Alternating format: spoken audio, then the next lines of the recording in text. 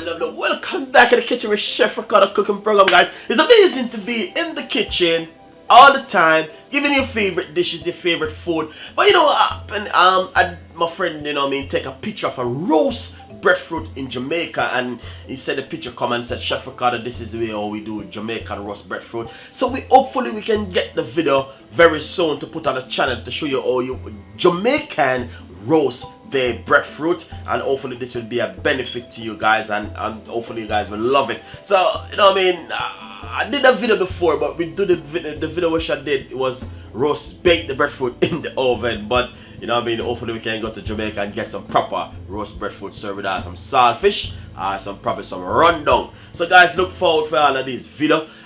Basically someone requests some pot roast beef, and basically I'm working on that one. It's gonna come out very soon. You know, it takes a little time, patient, you know what I mean, but we will do it. Thank you so much guys for your time.